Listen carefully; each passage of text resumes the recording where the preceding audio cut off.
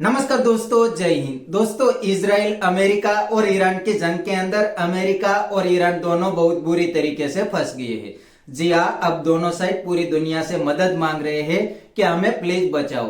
दोस्तों, 2 दिन पहले डोनाल्ड ट्रंप ने जापान, चाइना और इंडिया को बोला था कि स्ट्रेट ऑफ हॉर्मुज की सिक्योरिटी के लिए आप लोग अपनी नेवी को स्ट्रेट ऑफ हॉर्मुज के पास भेज दो। लेकिन उस टाइम पे जापान और चाइना दोनों ने डायरेक्टली अमेरिका को मना कर दिया, क्योंकि यहाँ पर चाइना और जापान दोनों को पता है कि ये जंग लंबी चलने वाली है। अगर हम इस जंग के अंदर कूद गए तो हम भी जैसे अमेरिका फंस गया है वैसे ही हम भी फंस जाएंगे। इसीलिए जापान और चाइना ने तो तुरंत ही डोनाल्ड ट्रंप को मना कर दिया था। उसके बाद डोनाल्ड ट्रंप ने नेटो कंट्री को बोला कि आप लोग ईरान के अंदर हमारा साथ दे, मतलब आप लोग भी ईरान के ऊपर हमला कर दे, क्योंकि आप नेटो के अंदर अमेरिका के अलाय है।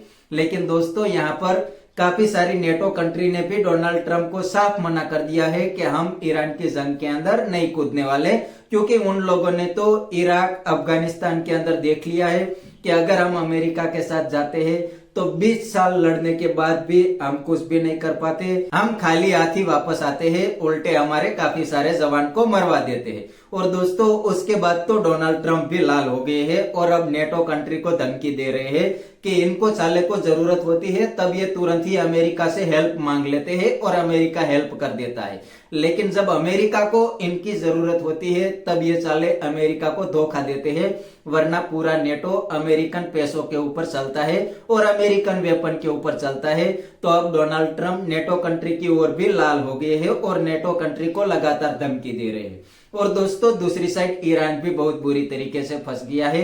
अब ईरान भी पूरी दुनिया के मुसलमानों को अपील कर रहे हैं कि प्लीज आप ईरान का साथ दे। लेकिन दोस्तों, यहाँ पर ईरान को भी कोई कंट्री साथ नहीं देंगे, क्योंकि सभी इस्लामिक कंट्री को पता है कि अगर इस जंग के अंदर कूदेंगे तो इजराइल और अमेरिका मिलकर हमें बिल्कुल ही बर्बाद कर देंगे।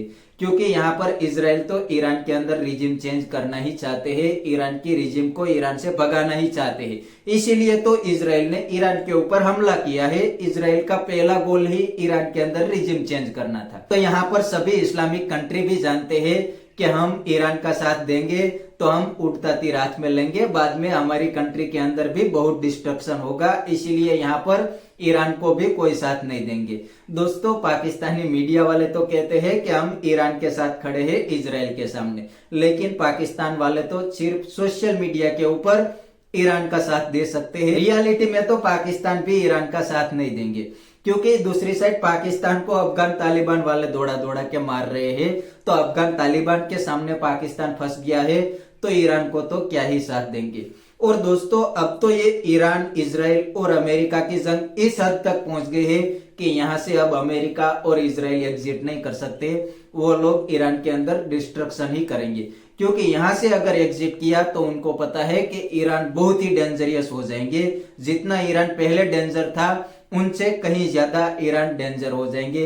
इसीलिए वो लोग तो अब यहाँ से नहीं भाग सकते, वो लोग रिजिम चेंज करने ही आए हैं। तो रिजिम चेंज करने के बाद ही वो लोग अब यहाँ से एग्जिट करेंगे, क्योंकि उनको बड़ी अच्छी तरीके से पता है कि अगर ईरान को यहाँ से छोड़ दिया तो ईरान बहुत ही डेंजर हो जाएंगे। बाद में मिडल ईस्ट के अंदर ईरान धन धनाता फिरेंगे और सभी कंट्री को धमकी देंगे। इसीलिए तो अब यहाँ पर अरब कंट्री वाले भी चाहेंगे कि अब जंग यहाँ तक पहुंच गए है तो ईरान के अंदर रिजिम चेंज हो जाए, वो ही पूरे मिडल ईस्ट के अंदर बेहतर है। और दोस्तों, ईरान तो लगातार मिडल ईस्ट की सभी कंट्री को भी पहले दिन से धो रहे हैं, और अब ईरान मिडल ईस्ट की कंट्री से हेल्प मांग रहे हैं, तो वो लोग तो क्या ही ईरान को हेल्प करेंगे। वो लोग भी चाहेंगे कि अब ईरान के अंदर रिजिम चेंज हो जाए तो ही बेहतर है। लेकिन दोस्तों, अब देखने में तो ये लग रहा है कि यहाँ पर अमेरिका और ईरान दोनों बहुत बुरी तरीके से फंस गए हैं और इजराइल लगातार मौज ले रहा है और ईरान को धो रहा है। दोस्तों, यहाँ पर अभी हाल ही में ही इजराइल ने बहुत बड़ा क्लेम कर दिया है कि ईरान का सबसे बड़ा सिक्योरिटी शिप को ईरान ने न्यूट्रल कर दिया है, मतलब मार ही दिया है।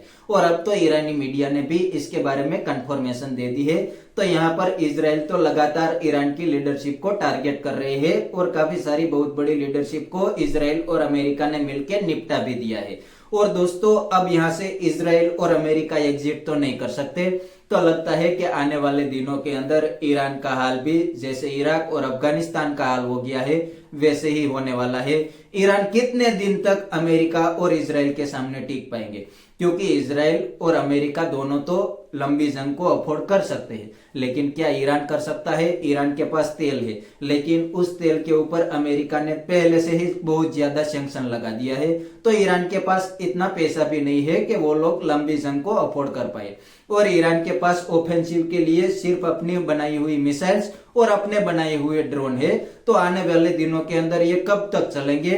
जब ये खत्म हो जाएंगे उसके बाद इजराइल और अमेरिका मिलके ईरान के अंदर रिजिम को बिल्कुल ही चेंज कर सकते हैं। लेकिन अब यहाँ पर देखने वाली बात यह है कि ये ईरान की नई लीडरशिप अमेरिका और इजराइल को कैसे जवाब देती है और कब तक इजराइल और अमेरिका के सामने टिक पाएंगी। तो बस दोस्तों, आज की वीडियो में इतना ही। अगर आपको ये वीडियो पसंद आई है तो वीडियो को लाइक शेयर कर दीजिए और चैनल को सब्सक्राइब करना मत भूलिए। थैंक यू, मिलते हैं नेक्स्ट वीडियो में।